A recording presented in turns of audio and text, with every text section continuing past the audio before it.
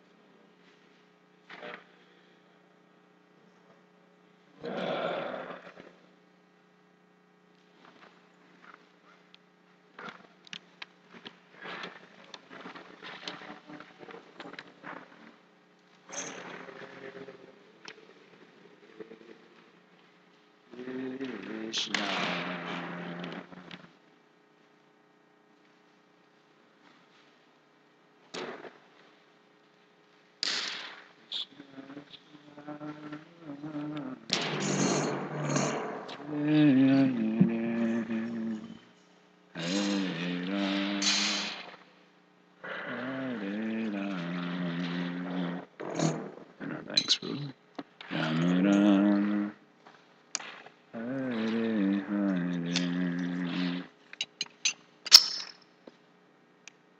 Jaya Radha Madhava, Kunja Bihari.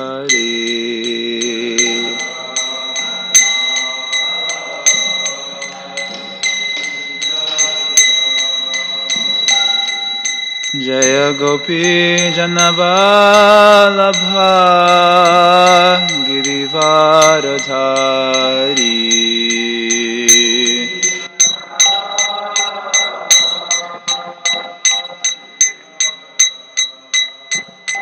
Jasodha Nandana Braja Janaranjana,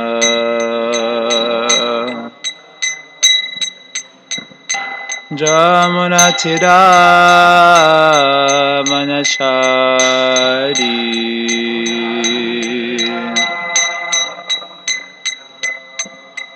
Jaya Radha Madhava, Kunja Bihari. Raja Madhava, Kunja Bihari.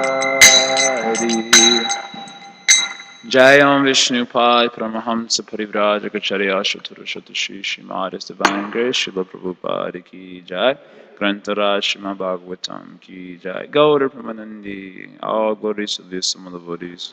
All glories to Sri Guru and Gauranga.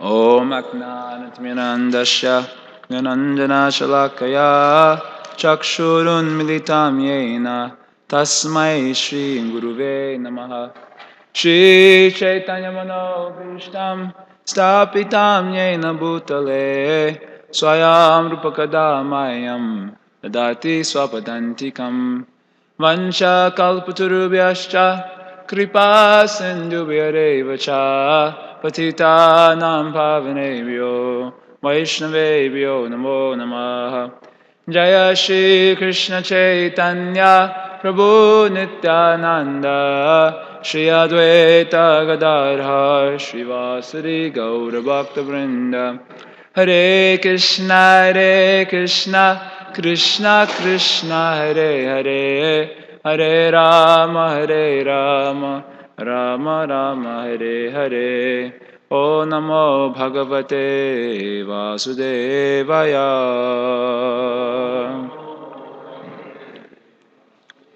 O Namo Bhagavate Vasudevaya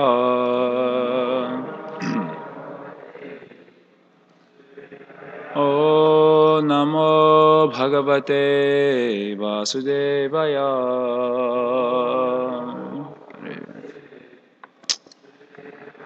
Srimad Bhagvatam, Canto 6, Chapter 9, text number, says, I think 3 is on the board. Sareva hi dadhau bhagam paroksham asuran prati yajamano vahad bhagam matrir sneha vashanuga vasha.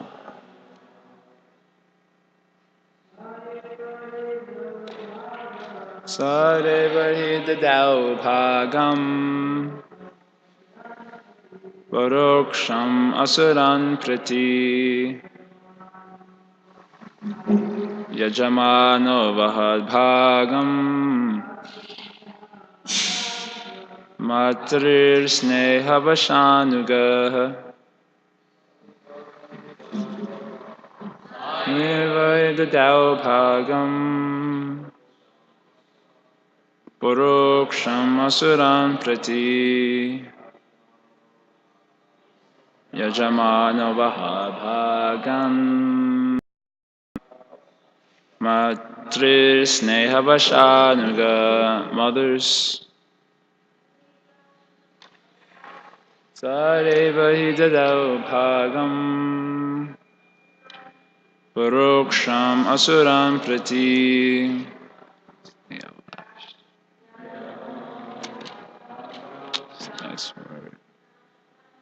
matrir sneha vashanuga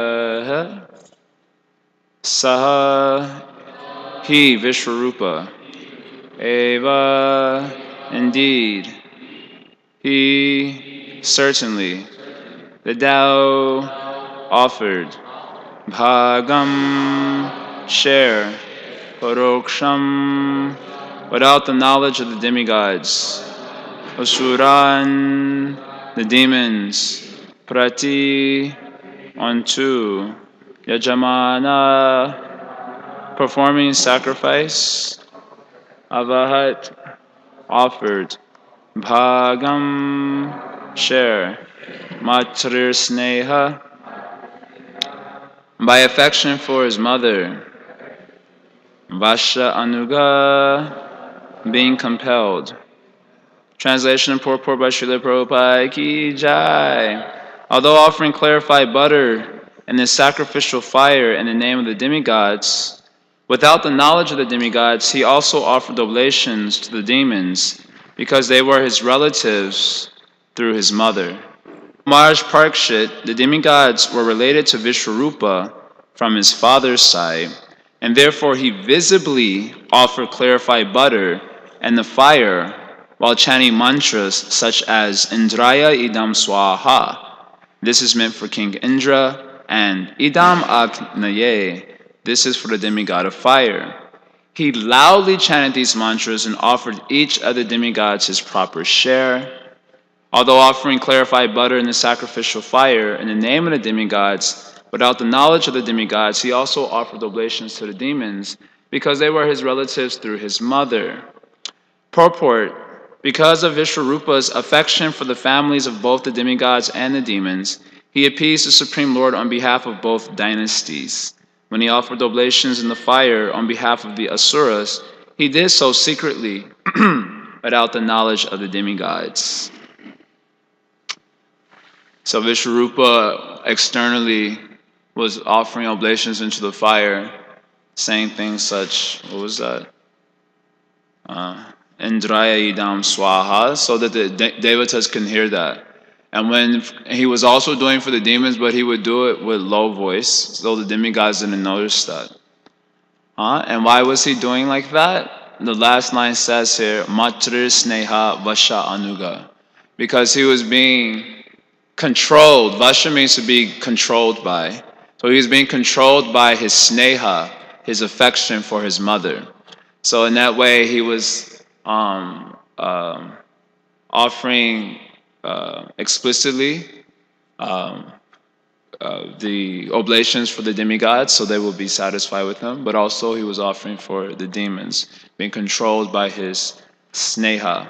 So it's just an interesting point, because of his affection for his mother, he was, and knowing that his affection would not be acceptable to the demigods, would not be appreciated by the demigods, so then he was acting in this manner. Not exactly duplicitous, but secretly. He was secretly doing like this. Anyway, you can make many nice points from that. When affection is there for anything, one is controlled by the affection. The word also often used in the Bhagavatam is sneha pasha, the rope of affection. The affection is compared to a rope that binds the soul to the material existence, or binds the soul to the objects of his affection, generally what one considers to be mine. So in that way, especially when that affection for a particular object will not be appreciated, then it causes one to act in a secret sort of way, isn't it? You ever had that experience, acting in a secret way because of affection? And also, perhaps you don't want to be controlled by that affection, but you are controlled. Nothing to do. The rope is there. Understand? Even for great learned persons, it is hard to overcome this rope of affection. Understand? Even if you have a lot of knowledge, a lot of wisdom, you cannot overcome. Understand? Krishna says in the Bhagavad Gita, Vishaya vinivartante nirahara siddhina raso rajam raso piyasya param drashtana vartate. That one may abstain himself from the objects of the senses. You know what the objects of the senses are? You know? Objects of the senses. Yeah, do you know what the objects of the senses are? Lust. Yeah, no. What are the objects of the senses? You understand? Take note. You understand?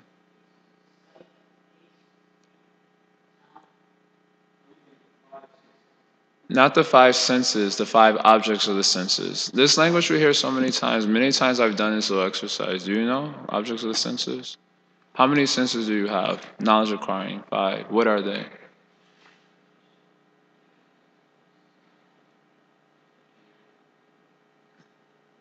See, those not actually that. Some of those are objects of the senses. Some of those are senses. What? This simple exercise. This is important for everyone to know. You know what the objects of the senses are? Objects of the senses. Form. What is form the object for? Which sense?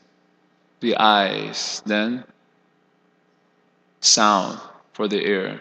Then taste for the tongue is the sense object for the, or taste is the sense object for the tongue. Then smell for the nose. Then skin, tactile sense. I use taste. Understand? Remember this. I've done this exercise so many times. So then one may restrain his senses from the sense objects. Just like some beautiful form is there. Then you say, like this, don't look. Isn't it? Suppose you're in a temple room, beautiful form walks in. and you know you should not see it, then immediately you try to see the beauty of the deities, isn't it? Even though the head is like moving in the opposite direction, don't look, don't look. No. Isn't it? Understand? You may try to restrain the senses from the objects of the senses, understand? But mind is thinking about it, isn't it? So although you look at the beautiful form of deity, you don't see the deity. You see object of the senses, isn't it? You have experience? Say yes. Yes. So you restrain the senses from the sense object, but the mind dwells with them. So Krishna says, but those who experience a higher taste, then their mind, their predilection towards the objects of the senses is also destroyed. Understand? This verse is there, 259. When one receives a higher taste means the vision of the absolute or the vision of the soul in context there. Then one's mental predilection for the sense objects is destroyed by that experience of the soul or experience of the absolute truth. Understand? Krishna says this verse in 259. But then in the very next verse, he says the senses are so strong and impetuous that they carry away the intelligence even of a wise person who is trying to control them. Understand? This verse he says right after 259. In other words, if one doesn't have such a higher taste, even though he may be endowed with wisdom, Gyan, he has knowledge, the senses are so strong and impetuous that they go to their sense objects without being able to stop them. Understand? This verse, you understand this point that Krishna says in the Bhagavad Gita? So there's a contradictory mutual dependence on a higher taste and on sense control. Because in order to gain the higher taste, the vision of the soul or the vision of the absolute, you need to control your senses, isn't it? Otherwise, how you will attain self-realization without controlling your senses? If your senses are engaged in sense objects, then your mind cannot concentrate on higher subject matter, right? So in order to attain a higher taste, there's a necessity for sense control, isn't it? But Krishna is saying in these verses of Bhagavad Gita, 2 verses, that unless you have a higher taste, then the senses are so strong that they will go to their sense objects. You understand? So there's a contradictory mutual dependence on higher taste or realization of the soul and the absolute and sense control. You see? Mutual contradictory dependence. You understand? Can you understand? In order to have higher taste, you need how you will control the senses. You need higher taste. So this is mutually contradictory dependence, isn't it? How do you get out of this situation? How do you get out of this situation? Krishna describing this in Bhagavad Gita. Huh? That's a good answer. Vaishnava's mercy. So then in the very next verse after this is 259, 260, so 261, Krishna says, only those who concentrate their minds on me, they actually be able to get out of this situation. Otherwise, there's this mutually contradictory dependence on higher taste and sense control. So only for those who control, think of Krishna, and the faults of the mind are dissipated by such concentration on Krishna, does one get an opportunity to control his senses, and does with that sense control move gradually towards the realization of the soul and of the absolute truth. This sequence of verses and the Bhagavad Gita, according to Ramanujacharya's commentary, I read this, I appreciated this comments. Anyway, the reason I'm bringing this up in this context, it says, Matrir Sneha Vashanuga, that Vishwarupa was being controlled by the Sneha for his mother. So that's the point that I'm making, that even for learned persons, they often come under the influence of the affection of the sense objects even. That's the parallel that I'm making here. That even if they are endowed with great wisdom, such as this situation, unless you have high realization of the self and of the absolute truth, then they come under the control of this sneha pasha, this rope of affection. And especially for learned persons, the rope of affection is not considered very, how you say? What's the commendable? Not commendable is not the word I'm looking for though. If you're a learned person, you demonstrate affection towards the sense objects, it is not appreciated. Huh? Noble, yeah. I'm not sure the word I'm looking for. Just like, for example, when a brahmachari is seen eating many sweets in India, then that is not considered very, Appropriate. Yeah, maybe appropriate is the word. That's not considered appropriate. Generally, sadhu is supposed to be very renounced. They have even renouncing from sweets. So when we're in India, when we want sweets, you have to go clandestinely. Just like in Chowpatty, the restaurant is there right next to the temple, but none of the devotees can go to the restaurant because it's not proper for brahmacharis or renunciates themselves to be enjoying it in the shops like the materialists, as such eating pizzas and Italian pastas and all these things like that. It is not considered proper thing. So none of the devotees, brahmacharis, they go into the restaurant. When I first went to Chowpatty, I was always going inside, getting, whatever, limca, and limca's like a Indian Sprite, and pizzas and doshas with cheese in it and all sorts of things, And then when I wouldn't want to eat it in the restaurant because I knew it was somewhat, you just got a sense it wasn't proper. And even when the guests would come inside the restaurant and they would see you, they would like look at you like, this is unbelievable, You have saffron on, you're eating in the restaurant. So I would order the prasad and I would leave and go into the ashram to eat it, And then when I would go into the ashram, all the brahmacharis were looking, this is not proper. This is not proper. What are you doing? So the point I'm making is that when there's attachment for the sense objects, when the rope of affection binds you to the sense objects, and you know it is not appreciated, and then it causes you to perform clandestinely. Maybe that's the word I'm looking for. Clandestinely, you try to satisfy that affection because it won't be. So this is what's happening to Vishwarupa. Clandestinely, he is doing because he knows the demigods will not appreciate his affection for the demons. And this also happens in our life as well, because of attraction towards or an affection for the sense objects, knowing not to be appreciated, we act clandestinely. Of course, without the higher taste, then this rope of affection does bind all souls in this world. Without seeing the soul or without seeing Krishna, then definitely the ropes of affection bind us, at least periodically, throughout our trajectory towards Krishna consciousness. Anyone has any question about this? Okay, I got Luke and then Raktak Prabhu. Hare Krishna. Hare Krishna, thank you, Prabhu.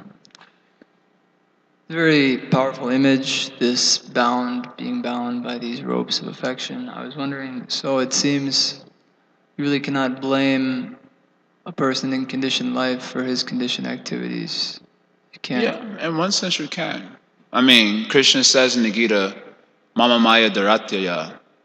And basically for those who have yet to take refuge in the Supreme Lord, solely and wholly and fully, then naturally modes of nature are acting upon their consciousness. And it's for this reason, at least in one context in the fourth canto, Prabhupada speaks of the sadhu being so compassionate, because he sees how everyone is actually bound by the modes. And therefore, such a sadhu won't take seriously the offenses of others towards him, because it's like they're bound by the modes of nature, this is happening.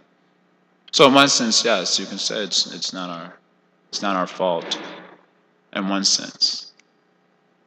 In another sense, we're in the human form of life, so the idea is that a human form of life is a life of responsibility. So then, understanding what is the situation, then one should try to improve his condition.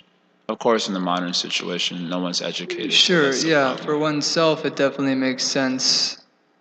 I should hold myself accountable and responsible for what happens in my life.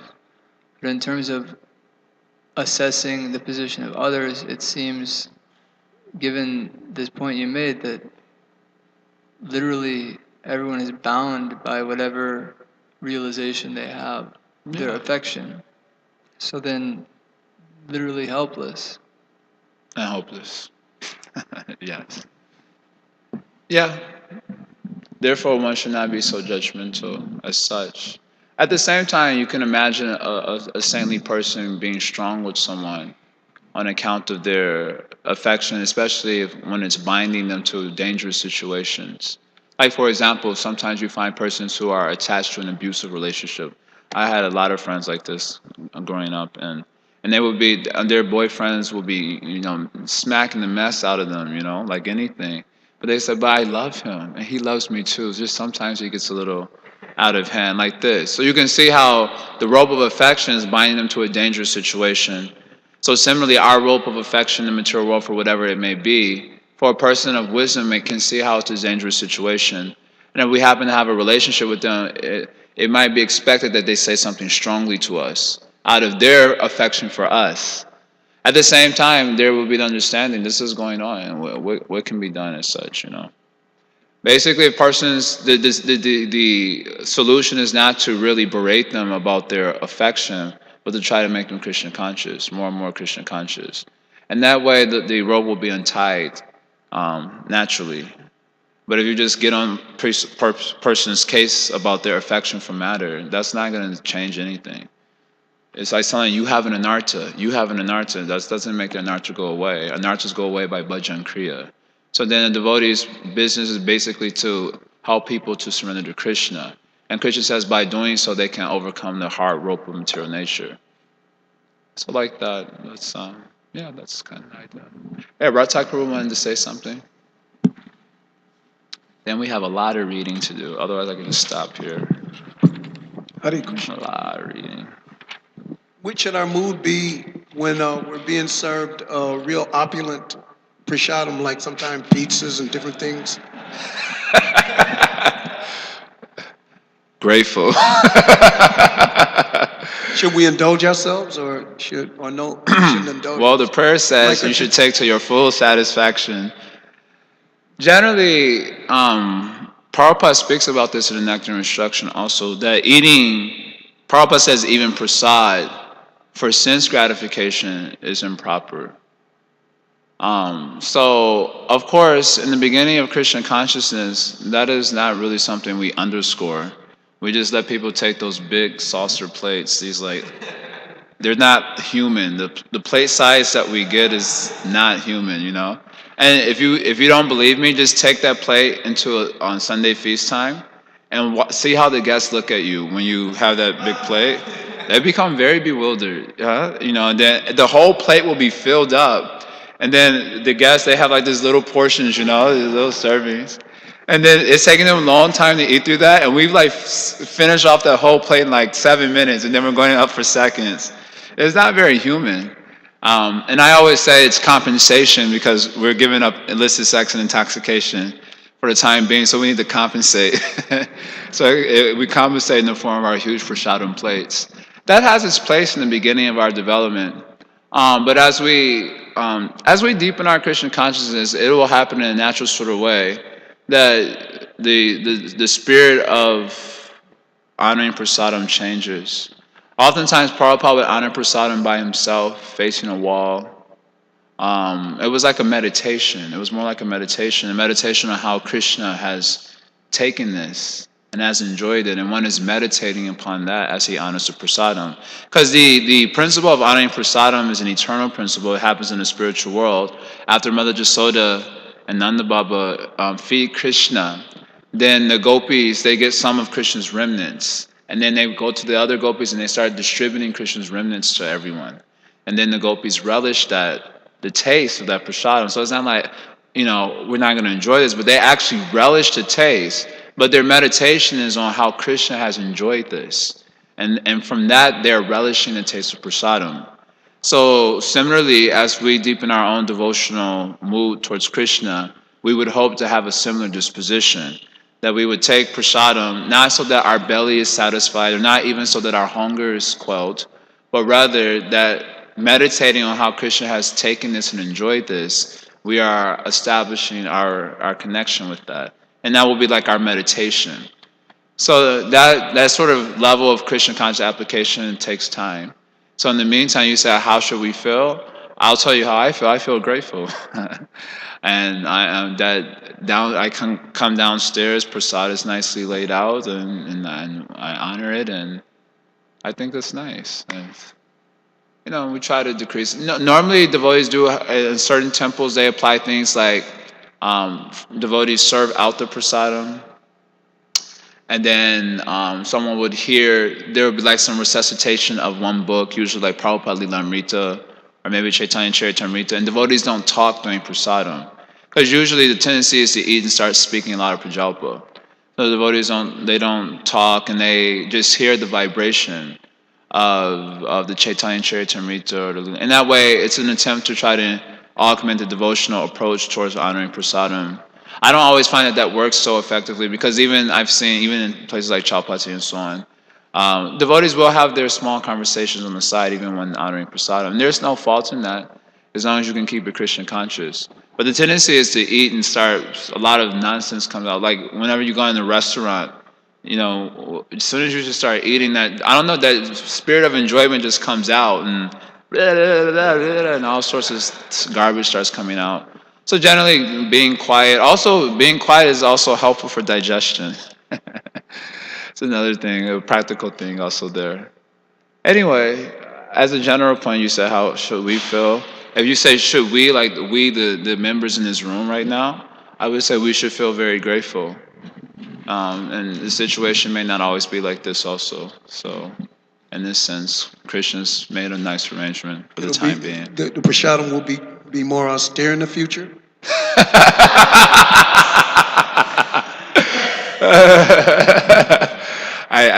Who knows? I'm saying that one should not expect that the going is always so good forevermore.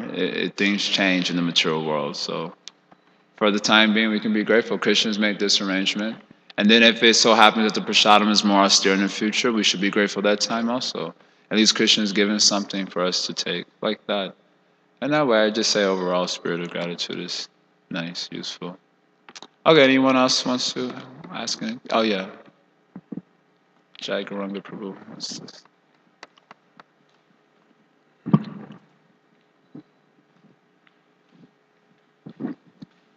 Hare Krishna. Hare Krishna. I was meditating about this point of affection. I was visiting my mother after 3 years, and it was her birthday. And I bring some prasadam there, and it was very hard for me because they mix the prasadam with meat. And everyone eating meat there, and so I was like, for me it was very hard to be there. So I was meditating this. We're supposed to tolerate the situation and still go and visit the family, or what to do? Different devotees give different answers to this question. How one should relate to the family. As a general point, like philosophically speaking, instead of just seeing my mom, one can see this is a spirit soul who is part and parcel of Krishna and therefore as dear to Krishna as any one of the parts and parcels of Krishna. In that sense, you can establish an affectionate relationship with anyone, whether they be my mom or my brother or some bum on the street. If you can see it with that vision, and we see with knowledge also. We don't just see with our eyes, but according to the knowledge that we have.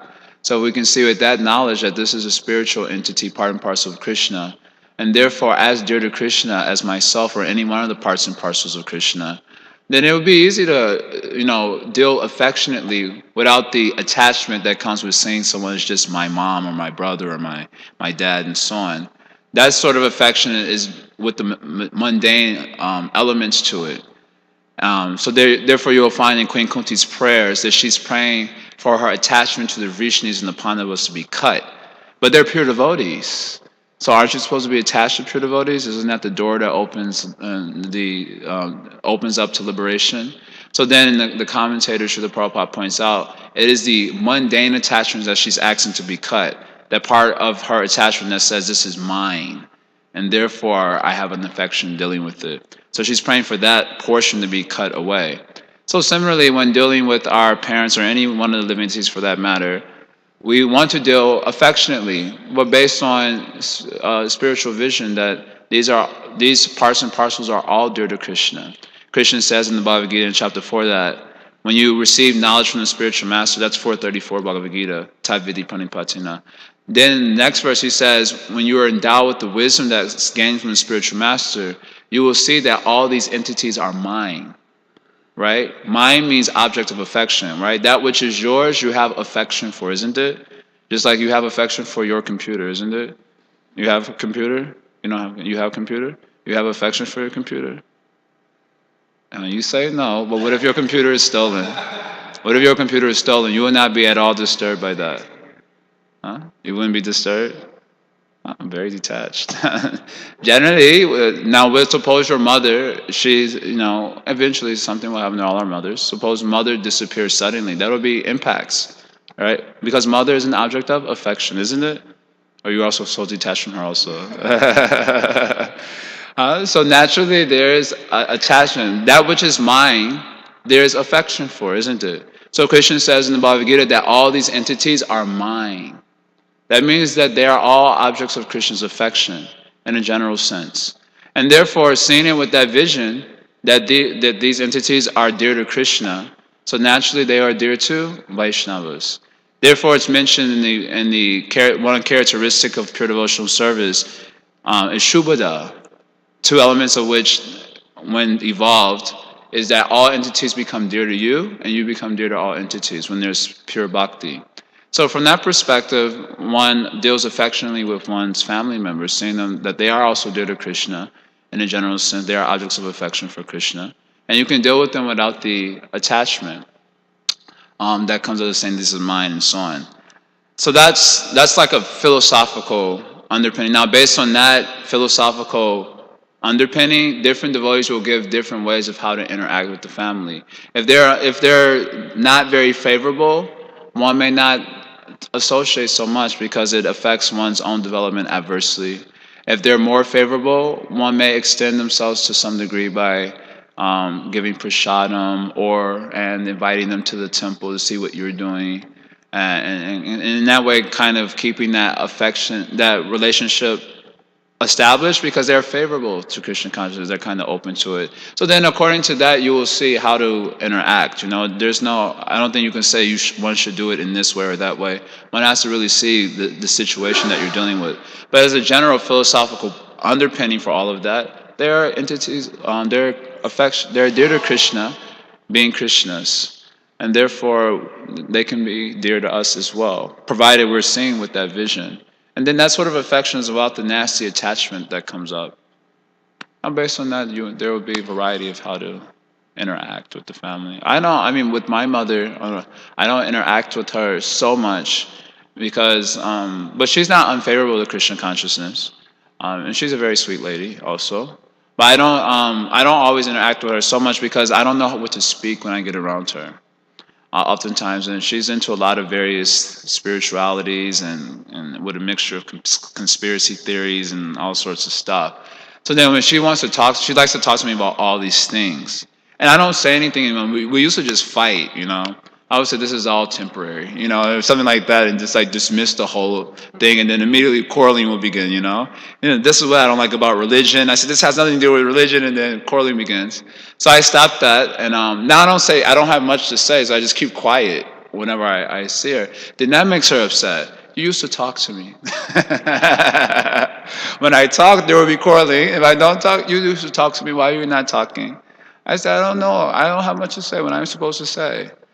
And that way, my interactions, I go visit occasionally, not very often. And when I do visit, it's like the exchanges are very short usually and very sweet. And that's our relationship, And I have affection for my mother for sure. It's not like I don't have affection for her, I do. But then I interact accordingly because I can't talk much. I can't do much. And I also can't do much for her, As a son, you can only do so much for your family because they only see you as son. They don't see you in any other position. They may appreciate that you got a little bit of knowledge and this, that, but you're still just their son. And so you can't do much from that position. I think it said even Jesus couldn't preach in his own hometown or something like that. And so in that way, you have to see what is the situation and kind of act accordingly. But as a general philosophical principle, there should be affection for all living entities in principle, the more one is developing their Krishna consciousness. Because that verse of Bhagavad Gita is very sweet to me, where Krishna says that you see that these are all mine. And therefore, being dear to Krishna, they're dear to you, if you're Krishna conscious. Like that. I don't know if that helps a little. That is my insight. Anything else? Anyone wants to say anything else? Anything? Nothing. Okay then, if there is, I was going to read all the way up to verse 20 something. because it's more or less the purport and everything self-explanatory. But I'm not.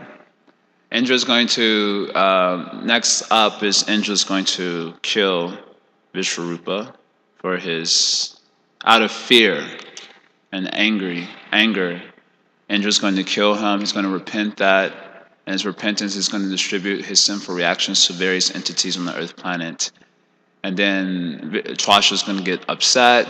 He's going to create Vitrasura. The Devatas are going to get pounced on pretty badly. They're going to take shelter of Krishna to get relief. And Krishna's going to give them some instructions to go to, what's his name? The Dichi. That's what's coming up next. Yeah.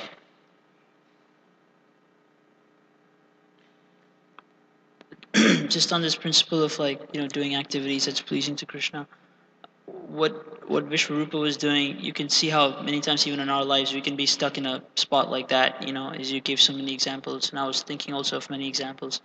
So as a general principle, how was that pleasing to Krishna, that he was offering something to the demons and also to the demigods, but kind of duplicitously or I don't know. clandestinely? I would have to ask Krishna. Unfortunately, I can't see him.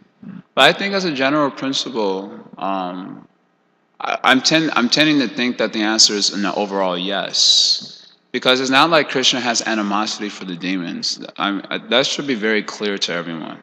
Krishna has no animosity for the demons. It's not like, and his favor towards the devatas as such, in a way that we can appreciate, doesn't mean that he doesn't favor the demons. He favors them in different ways, by killing them and so on, but the point is that he has no animosity towards the demons. Why? Because they are also his.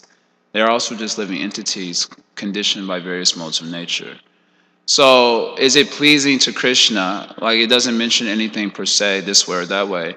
But I'm tending to lean towards the answer that yes, at least it wasn't displeasing to Krishna, because these sorts of personalities, they have higher level of vision. Samoham sarvabhuteshu namedveshosti na priya. Krishna says in the Gita that he has he does not favor anyone, and he has no animosity for anyone or any envy. And similarly, in so many shlokas in the Bhagavad Gita, chapter 4, also chapter 5, also I think, Krishna mentions those who are like him, they see in the same way. They don't favor or disparage anyone as such. They just say, oh, spirit souls bewildered by the modes of nature and so on. So I think because that vision is pleasing to Krishna for sure. That and we saw in the third canto, of course many of us weren't here, we may not remember, but Kapila Dev gives a whole series of verses about condemning those who make a distinction between himself and others, saying that they do not worship me. Even if they do worship me, that worship is useless. It's like pouring oblations onto ashes, just because they make a distinction between themselves and others, based on the material concept of life. The word uses pritag, which means due to this separate vision. Due to a separate vision. So there's like a whole series of verses where Krishna, Kapila Dev particularly, is disparaging that. That doesn't mean that they can't make discrimination. Just like in the verse Vidya Vinaya Sampane Brahmani Gavi Hastini Shuni Chaiva Shapakicha Pandita Samadarshina. Prabhupada quotes this verse in the Ishopanishad. So he says that the Mahabhagavata, I think is the term Prabhupada uses in the Ishopanishad. He can see how the soul in the Brahmana's body has used its free will properly, and you can see how the soul in the dog's body has misused his free will, and therefore he has a dog's body. But in either case, he sees that spirit soul is there, and he tries to do good for the spirit soul.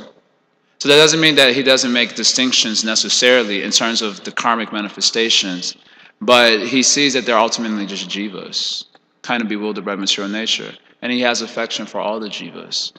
So, so my inclination is to say that maybe, I don't know if Krishna was pleased or not. That information isn't exactly provided here. But I would tend to say he wasn't displeased. And plus, it was only natural that Vishwarupa had affection for his mother also. I don't know if there's any inherent fault in that as such. Especially if you're endowed with spiritual wisdom, and so you're just seeing spirit souls. So my tendency is to say I don't think Krishna would be displeased if not pleased, not displeased. Charya. I was just wondering, in the case of Because demons generally would be offensive to Vishnu Well, and his devotees. those demons get special attention in the form of Krishna killing them. In the example, like in Krishna's pastimes, like the Yes. Keshi demon or Yes. Sankachuta, they're coming, they're disturbing the residents of Vrindavan. Yes. So Krishna reacts very severely. It seems there's No, some actually, type I of, would use the word mercifully by killing them and giving them liberation. he seems angry at them and Well, it looks like he's having a good time to me when he kills the demons. He pretty much kind of plays around and mercifully. It's a matter of perspective because normally we would think anger, but then when you read the Acharya, say Krishna bestows favor upon these demons in the form of killing them and so on. I'm thinking also like Lord Nityananda, who was struck by Yeah, Jagannath. of Lord course. Chaitanya heard that. So the point there is that it's not. The point there then is not that their demoniac activities inherently disturbing to Krishna by them being demoniac as such, but rather that their demoniac disposition is turned towards Vaishnavas. Vaishnavas being dear to Krishna, so Krishna takes issue with that. So otherwise, in terms of them just being demons, samoham sarvabhuteshu name dveshosti na priya. It's just the modes of material nature. Someone being pious in the material world is not any more relevant than someone being impious in the material world. They're just two sides of the same coin. But the demoniac mentality is that they turn it towards Krishna or towards those who are dear to Krishna, and therefore Krishna, of course, takes issue with that. But with those types of demons, he deals with them in a special sort of way, in a way that is ultimately deemed by Vaishnavas as merciful. Even though there's displeasure naturally, and the Krishna is displeased by their demoniac behavior. So I think that there's room for making a distinction between the psychology and the behavior that results from the psychology. There's room for that. Sometimes we tend to conflate the two, but they're not exactly the same. There's the psychology that is, and then there's the behavior that extends from the psychology. So then a person is chastised for his behavior, and ultimately that chastisement is meant to address the psychology which has led to such behavior. But there's to be, in that psychology alone, Krishna takes a neutral stance overall with people's psychology in the material world. But when their behavior that's extending from that psychology is directed towards himself or towards Vaishnavas, then he finds displeasure in that. And he rectifies that situation, which is ultimately deemed mercy as such. So yeah, I mean, there are different angles you could take for this. I saw Nityananda Prabhu's hand.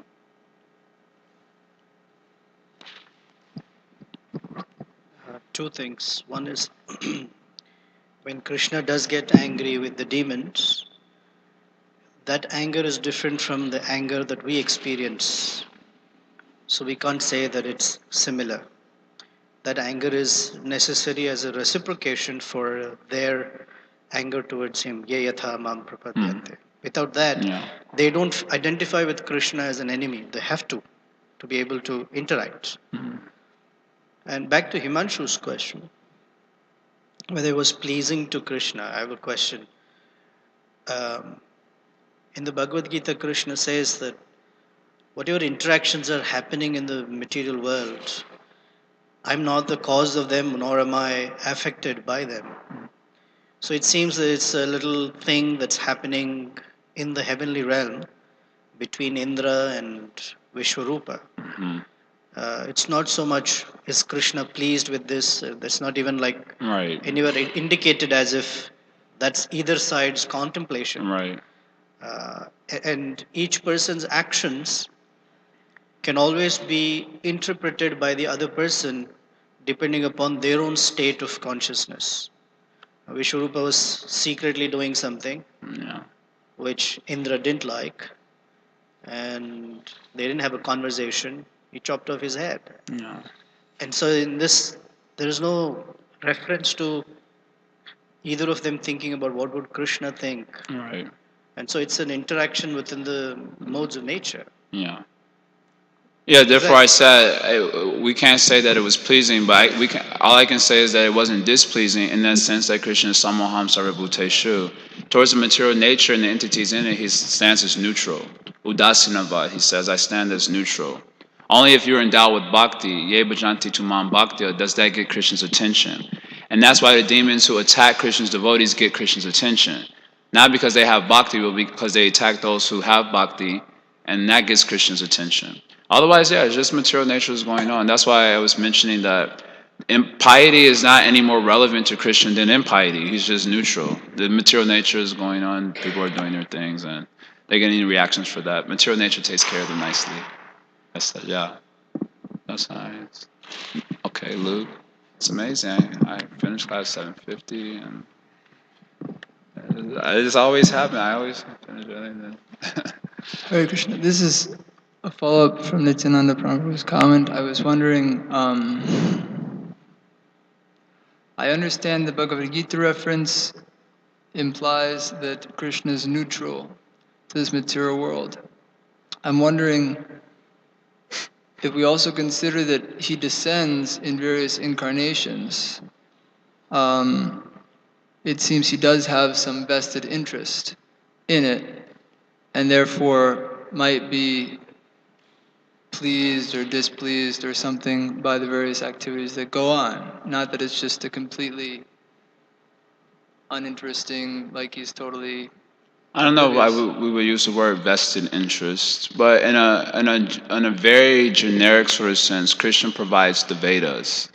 The Vedas are his injunctions, and he said those who there's a verse I haven't learned the shloka, but those who disregard the injunctions of the Vedas, it says then they hate me. They're not Vaishnavas and they hate me because they hate my injunctions. They don't follow. Similarly, there's like this verse that says.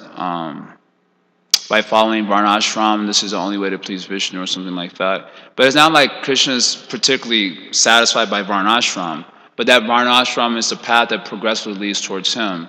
So in a very generic sense, they are pleasing to Krishna, but not specifically Krishna himself as personally, but because they're following Krishna's system, they're gradually moving towards where you can find this. Prabhupada explains it very simply and nice, is in the 10th verse of the Nectar of Instruction, where you're getting this gradation of entities from the karma margis all the way up to the Srimati Radhika. So there you find Prabhupada saying that the karmis who follow the Vedic injunctions, they are certainly pleasing to Krishna. Why? Because they follow his system and gradually move in the direction toward him. In that sense, they're pleasing to Krishna. But as I don't know the word vested interest as such as the word. He has general compassion for all entities by which he manifests the Vedas. He does descend as avatars, primarily due to the influence of devotees in the material existence and not really due to the influence of so many conditioned jivas. And this way he does favor all the jivas, they being parts and parcels of himself. But he's very clear what gets his attention as such on a very personal level. And so and personally, somewhat impersonally, you can say, yeah, he cares about all the jivas. Therefore it's said the Shrishti Leela happens because of this, because he has compassion for the jivas. That's why the Shrishti Leela means the manifestation of the material universe, and it's non-manifestation happening again and again, forevermore, eternally. It is mentioned because of compassion this is happening, but it's kind of like a very generic sort of compassion, not like personally, this is very satisfying to me and so on. Just like I also, in the Bhagavad Gita, you hear Krishna speaking about all the processes. Karma yoga, this is good, then Gyan yoga, and then Ashtanga yoga. Then when we get to Bhakti yoga, in my opinion, this one's the best. I mean, if you're asking me as a person. If you're asking me as a person, this one is the best.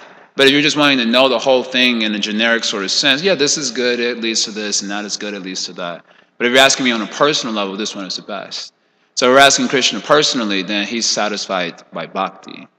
But if we're speaking in very generic terms, yeah, this is Krishna's injunctions, he's satisfied like that.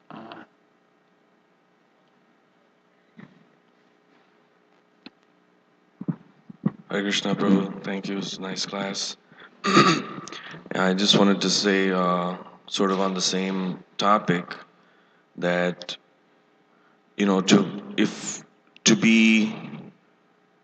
Lord Krishna, I mean, since his ultimate position is Sarva Karana Karanam, he would be seen as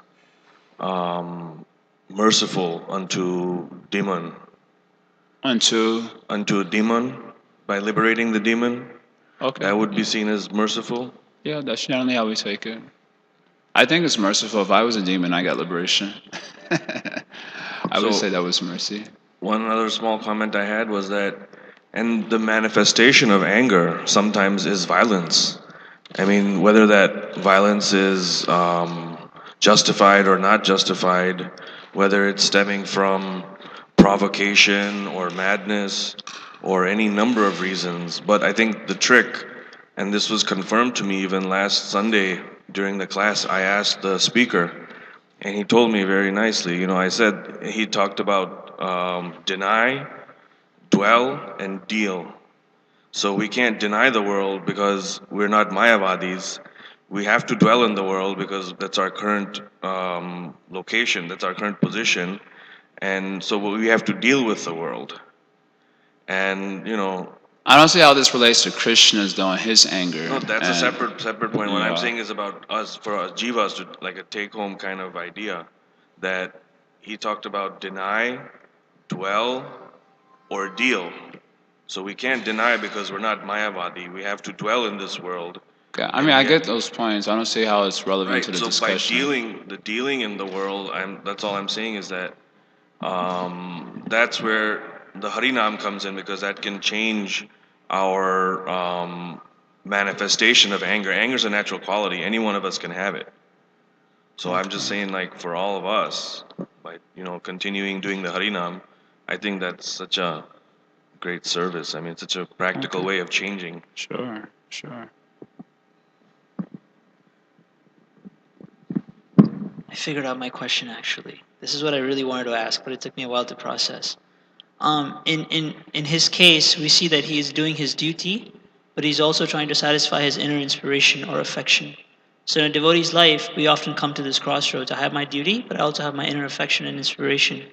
So he was trying to do both. So my question is that what's more pleasing to Krishna when you try to do both? Of course, it didn't end very nicely for him. I mean, one could argue it didn't end very nicely for him because his head got cut off. I think that would be a good argument. He said one could argue that it didn't end nicely for him because his head got cut off, and I said I think that would be a good argument. So that's the real question actually, is when you come to this crossroads between duty and inspiration, should you try to do both? Or should you follow the inspiration? I mean, and like what's pleasing to I Krishna? mentioned in my last discussion, when discussing the term anarya jushtam, and Srila Prabhupada very beautifully describes there that the Aryans, when there's a conflict between their duty and their feelings, which are usually the result of some scars manifesting in the mind, then an Aryan will give predilection to his dharma over the emotional experiences arising from beginningless impressions of false ego. So generally, when speaking of us and our current situation as conditioned souls, generally our inner feelings and inspirations and so on are the results of beginningless impressions acting upon the mind. And therefore, it is usually wise to give preference to Dharma over just those feelings, because those feelings are very fickle. They change so quickly. And you see, like, one thing that you're really passionate about and dedicated to and love and all these things in one moment is changing to something else completely. Either after getting that which you thought you wanted, and then you're like, oh, this isn't really it, and then you just switch gears, and so because of that fickleness, then generally giving preference to duty as the language you're using, it seems like the wiser choice. In terms of like, because one can use that word, I don't know what the word you use, inner inspiration. That word can be used in terms of a sense of a developed devotee also, who has inner inspiration, coming from his spiritual consciousness, seeping through the modes of material nature and so on. And so that would be a totally different sort of application. And probably I would bet he could reconcile the two also, between his duty and his inner inspiration, not that they have to be contradictory. In our case, the conflicts usually come up because of attachment to material nature versus our actual duty in Krishna consciousness. And because we're so attached to our soda bodies, because we've had the soda body practically forever. And so it's like a long time partnership. and you've invested a lot into it. And so, therefore, being so emotionally invested, when the duty contradicts, it creates conflict for us. The wiser choice, at least from my sense of what I read in Bhagavad Gita, is to give preference to dharma and not the emotional situation. The reality of things that happen in our case is that we tend to do the opposite, and then the results, of course, are accordingly. We do. I guess we have to deal with those as such. But I think it would be more pleasing to Krishna if we kind of gave preference to what we're supposed to be doing in His pleasure, as opposed to that sort of inner inspiration. Yeah, it's a little vague, right? We use the term generally of inner inspiration more as a spiritual, I guess, urge to do something in our service to Krishna. But it also means something else that's going on. It doesn't talk about it directly, but the fact that the indication is, at least to me, and I'm expressing so if there's some correction, that because it says they were related to him on his mother's side, is an indication of a little bodily conception there. Yeah. It didn't I don't want to say that, but yeah, I don't yeah. want, just if I'm saying it's an indication, versus if it had said something like, out of Dina something, as they say for the Lord, that it's a higher conception. We don't know. Right. Because Bhagavatam doesn't say, nor does Prabhupada give any indication. So that inner inspiration is, in terms of question or application, it's different from what the actual situation going. So I actually I am appreciating your answer about Anarya Justam, that one should try to give more emphasis to Dharma than to the inner emotions. Last night, interestingly, before I fell asleep, I was reading Giriraj Maharaj's book called Watering the Seed. In that there is one particular pastime called victory. And he narrates this pastime of Srila Prabhupada and in Mauritius. And he was describing that when we say pure devotee, we shouldn't be confused as to who a pure devotee is. And so Maharaj was writing that a pure devotee can also have emotions. In fact, a pure devotee can also make all sorts of mistakes. That's quite all right. We shouldn't have an idea that they cannot. Yes. But what distinguishes a pure devotee from one who's not is at the moment of action, when they have to do something, what is it that drives them? And he says what it drives them is their spiritual masters or Krishna's order. And he says in Mauritius, when Prabhupada was there was a man who asked a question. And he was asking some long-winded question. So Prabhupada said, what? And so he repeated something that said that even after you hear from a pure source, sometimes you may act ridiculously. And Prabhupada says, ridiculously? So he said, apparently Maharaj writes that Prabhupada caught that man's inner thing. So he was exposed even before he expressed it. So he says, Jaya, for example, is it possible that even after one hears from a pure source, a pure person, they will act, their action will be ridiculous? He gives Arjuna, is this the one? Yes. Oh, okay. And so Prabhupada says, how can that be ridiculous? If he's hearing from a pure source, and one person who has knowledge will not act out of knowledge. So the man asks again, and Prabhupada says, your question is ridiculous. Then he gives an example. He has to justify himself, defend himself. So he says, no, for example, Arjuna. Arjuna heard so much about Bhagavad Gita, all the thing, and he finally said to Krishna, I will do as you say. Yeah. And in the war, when Abhimanyu was killed, he became so upset. He took a vow, if I don't kill these people, I will cut off my own head or I'll enter fire. It doesn't sound ridiculous. So Prabhupada said, No. He may have spoken like that, but he followed Krishna's instructions. So at the end, at the moment of truth, what's important is whether you're following Guru's instruction or like that. And so Maharaj was writing that our victory is not that we don't get disturbed by circumstances. We will, but if we follow Srila Prabhupada's instructions, that's our victory. So in a broader context, it's not what's, as you said nicely, not inside what's going on. Yeah. I mean, it has place for it, but what drives us? Yeah. Nice. I think that comes in the 126 Bhagavatam lectures. Because I remember hearing it here with the devotees, and it's really funny. Prabhupada saying, your question is ridiculous. Okay then. Thank you all very much. Srila Prabhupada ki jai.